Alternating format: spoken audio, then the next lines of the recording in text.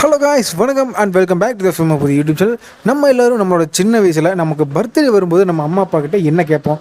இது வாங்கி கொடுங்கப்பா, சாக்லேட் வாங்கி கொடுப்பா, சக்திமான் ஸ்டிக்கர் வாங்கி கொடுங்க, ரிமோட் கார் வாங்கி கொடுங்க, இல்லாட்டி PS2 வாங்கி கொடுங்க அப்படின்ற மாதிரிலாம் கேட்போம். ஆனால் இப்போ தமிழ்நாட்டில் இருக்கக்கூடிய முக்கால்வாசி குழந்தைகளுமே விஜய் மாமாவை பார்க்கணும், அவர் நேரில் பார்த்து அவர் கூட விளையாடணும், அவர் கூட மலமை பித்தாப்பி பாட்டுக்கு டான்ஸ் ஆடணும், அவர் மடியில் உட்காரணும் அப்படின்ற மாதிரிலாம் ஒவ்வொரு குழந்தைகளுமே அவங்களோட பர்த்டேக்கு ஒரு மிகப்பெரிய சர்ப்ரைஸாக நினைக்கிறது விஜயோட நேரில் பார்க்கணும் அப்படின்ற ஒரு விஷயம் தான்.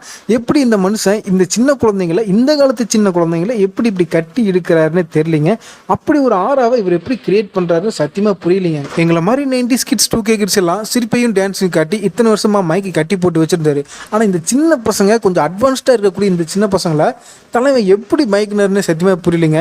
ஏன்னா இப்போ இருக்கக்கூடிய ஜென்ரேஷனில் பிரதீப் ரங்கநாதன், சிவகார்த்திகேயன் அடுத்த தலைமுறைக்கான ஒரு கரிஸ்மாட்டிக் சினிமா ஹீரோஸ் வந்துகிட்டே தான் இருக்காங்க. பட் அப்படி இருந்துமே அம்மாவோட வயிற்று இருக்கும் போதே ஒருத்தருக்கு ஃபேனாகவும் தொண்டனாகவும் மாறக்கூடிய ஒரு அதிசயம் நம்ம தமிழ்நாட்டில் தாங்க இப்போ வரைக்கும் நடந்துகிட்டு இருக்கு. அது மாதிரி தான் வட சென்னை பகுதியில் இருக்கிற ஒரு குடும்பம், அந்த குடும்பத்தில் ஒரு குழந்தை பிறந்ததுலேருந்தே விஜய் ஃபேனாக வளர்றான். அந்த பையனோட அப்பா அவனுக்கு ரொம்ப செல்லம் கொடுத்து வளர்க்குறாரு.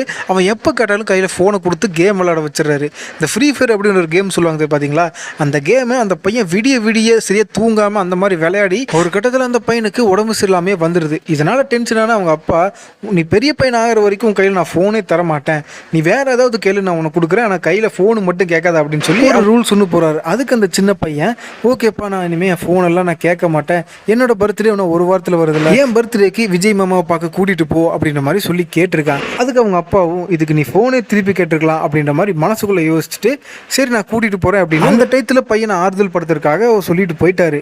ஆனால் டெய்லி அவங்க அப்பா வேலைக்கு போயிட்டு வீட்டுக்கு வரும்போதெல்லாம், அப்பா விஜய் மாமா பார்க்கலாமா, விஜய் மாமா பார்க்கலாமான்னு நச்சிக்கிட்டு கிடந்திருக்கான். நச்சு டார்ச்சல் பண்ணா கூட பரவாயில்லைங்க, சரியா சாப்பிடாம தூங்காம அழுதுகிட்டே கிடந்திருக்கான். இதனால அவங்க அப்பாவுக்கு என்ன பண்றேன்னு தெரியும். முதல்வர் விஜய்வுக்கு நெருக்கமா இருக்கு. நிறைய பேரை இவர் சந்திச்சு அவரோட பிரச்சனையை சொல்லியிருக்காரு. ஆனால் யாருமே உதவி பண்ண வரல. ஒருத்தர் மட்டும் விஜயோட பர்மிஷன் கேட்டு அவரையும் அவரோட பையனையும் விஜய் கிட்ட நேர்லயே கூட்டிட்டு போய் காமிச்சிருக்காரு.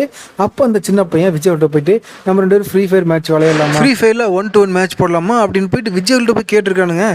அதுக்கு விஜயும், எனக்கு ஃப்ரீ ஃபயர்லாம் என்னன்னு தெரியாது, என்ன பிடிக்கும்னா நீயும் மொபைலில் இந்த ஃப்ரீ ஃபயர்ல விளையாடிக்கிட்டு இருக்காத, ஸ்கூல் முடிச்சுட்டு நீ வீட்டுக்கு வந்தோடனே கொஞ்ச நேரம் வெளியே போயிட்டு உன் ஃப்ரெண்ட்ஸ் கூட விளையாடு, அதுக்கப்புறம் நீ வந்து படி, உனக்கு என்ன ரொம்ப பிடிக்கும்னா நான் இப்போ சொன்னதெல்லாம் ஃபாலோ பண்ணு, மொபைல் ஃபோனை யூஸ் பண்ணுறதை மேக்ஸிமம் குறைச்சிக்கோ அப்படின்ற மாதிரி இன்ஸ்ட்ரக்ஷன் சொல்லி அந்த பையனை வீட்டுக்கு அமைச்சிட்டு இருக்காரு நம்ம முதல்வர் விஜய் அவர்கள். ஸோ அதனால பெற்றோர்கள் எல்லாமே குழந்தையோட அட்ராசிட்டியை தாங்க முடியாம அவங்க கையில போனை கொடுத்து அமைதியா வச்சிருக்கிறதுக்கு பதிலாக அவங்க கையில பேட்டையோ ஃபுட்பாலையோ கொடுத்து வெளியே உங்க கண்காணிப்போட அனுப்ப அவங்களோட எதிர்காலமும் உங்களோட எதிர்காலமும் ரொம்பவே நல்லா இருக்கும்.